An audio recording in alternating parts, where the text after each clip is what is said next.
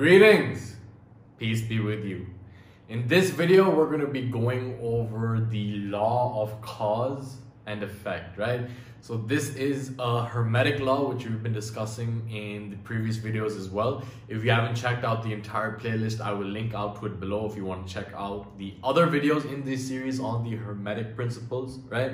But in this video, we're going to be going over the law of cause and effect, like I said, okay? And I will start off with a quote directly from the Kybalion, which is what we're discussing in this video series. So I'm just going to quote this real quick, and I quote, "Every cause has its effect, every effect has its cause, everything happens according to law. Chance is but a name for law not recognized. There are many planes of causation, but nothing escapes the law." Okay? So this has also been called the law of karma in the Hindu philosophy, and karma literally means action, and it can be explained in the sense that what you reap is what you sow, or what you sow is what you reap, right? What you give is what you get in life. And you know what really messes up a lot of people up, what messed me up for a long time and kept me in the victim mentality, was a misunderstanding of this law, okay?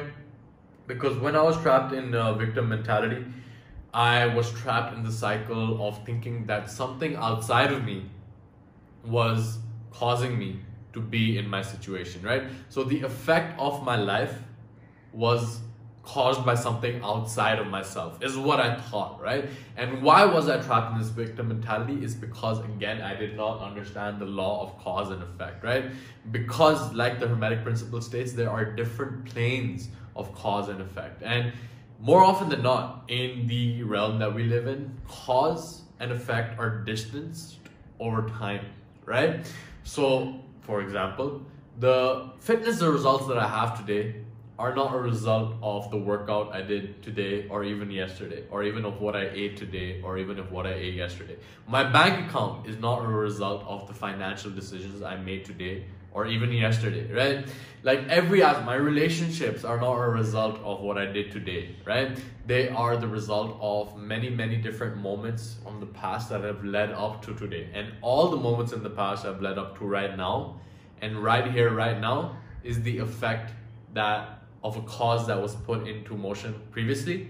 And what is happening right now is the cause for an effect that will happen in the future, right? So it's like a link, and there's like a chain of links going on in my life, right? And every single decision that I make, every single choice that I make, every single thought that I think is like a link on that chain. And in that sense, it is impossible to affect one link on that chain without affecting all the rest as well, right? And what kept me stuck as a victim in my life for a long time was the misunderstanding of how time factors into the law of cause and effect, right? Like I was saying, effect is often distance from cause, right? So, for example, you remember exactly what you ate for lunch today, or what you ate for breakfast today, right? You might even remember what you ate for breakfast yesterday.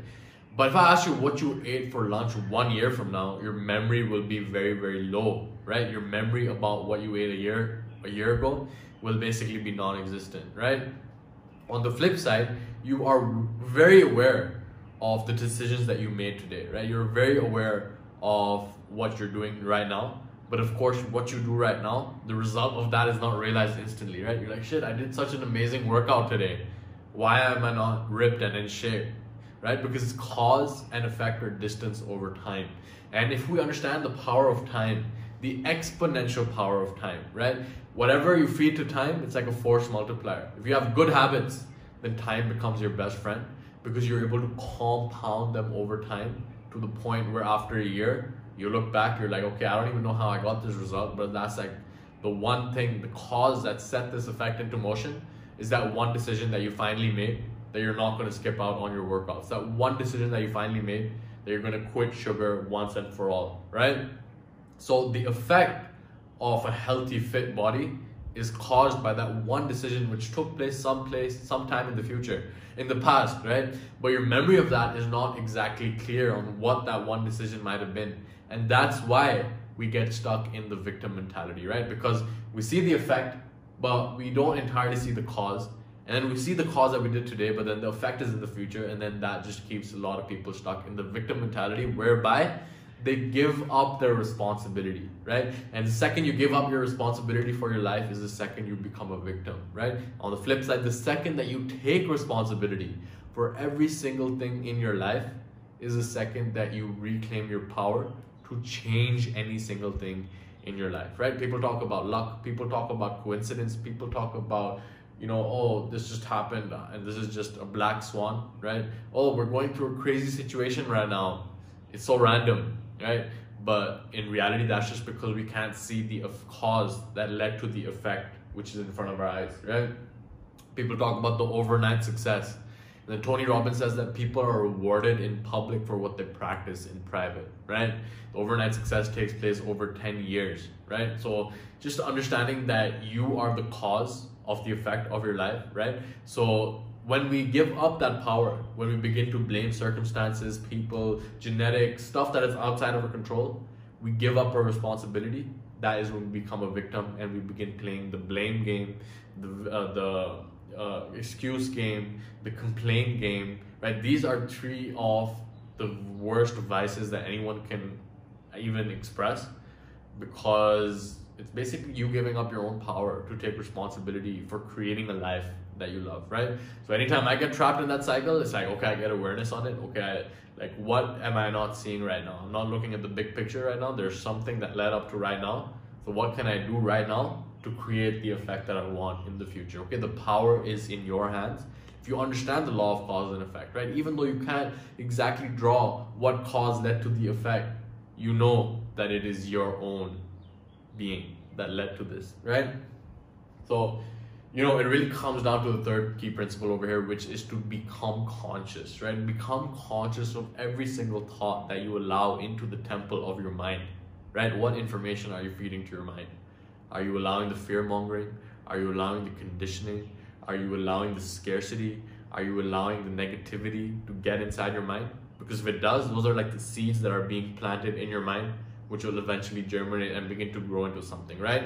In the Hindu philosophy, they talk about how the seeds of karma are planted in the mind, right?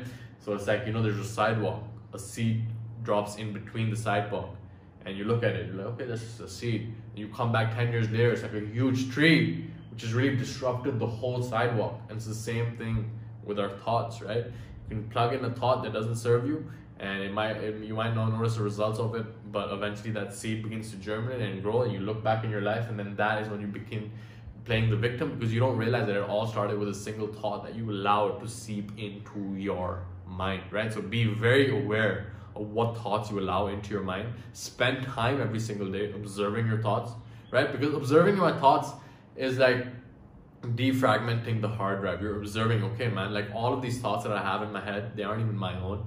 They have been picked up from the environment, they've picked up from the people, they've been picked up from the dribbles and dribbles of information that I picked up since childhood, from the teachers, from the parents, right? So much of the stuff in here is not even yours. And if we can just allow empowering stuff to be here, right? And really become conscious of your behaviors, right? Because at the end of the day, like, there is no gray area, right? Good thoughts, good actions can only bring you good results, right? And good, of course, is a relative term as well. But let's just say if you're acting through the lens of courage, of love, of joy, of harmony, of gratitude, of giving, of this higher realm of awareness, right? Then it's impossible to get bad results, right? Even though you might not see it in the short term, but in the long term, it's impossible, because everything is cause and effect, right? On the flip side, doubt, worry, fear, shame, guilt, all of these emotions might make you feel good in the moment because they give you that spike, the temporary spike where you're like, okay, you're in fight or flight mode, you get that rush of energy, then that becomes addictive. And just knowing that everything is cause and effect, and if the cause is a negative emotion, if it's a negative thought, if it's a behavior that's damaging to you, right? You might go and be like, okay, I'm just gonna bust a nut right now, nothing's gonna happen, it's just one day. Then one day becomes 2, becomes 3, becomes 4. Then you look back, you're like, shit, man, I thought it was gonna be one day, and then it goes on, right? The same way, like, you drink one night, like, I'm just gonna drink one night, and then the next day and next morning you wake up, you're not 100% optimal, right? Your sleep is disrupted, your whole week gets messed up. So it's like, you know, never underestimate the power of one moment, of one decision, to really go out and create crazy results in your life, because everything is compounding over time. So become very, very conscious of the thoughts that you have in your head, right? Spend every single day observing your thoughts. Become very conscious of your behaviors, right? Catch yourself in the moment before that you are acting based on conditioned reflexes, right? Because there's a lot of conditioning, man. Like there's emotional baggage that's been there since childhood, and I don't know if there ever will go away, right? I don't know if you'll ever get out over your emotional baggage. I don't know if you'll ever get over your emotional trauma, because I continue to work on myself, and there's always new stuff that comes up which I have to deal with in the moment, right?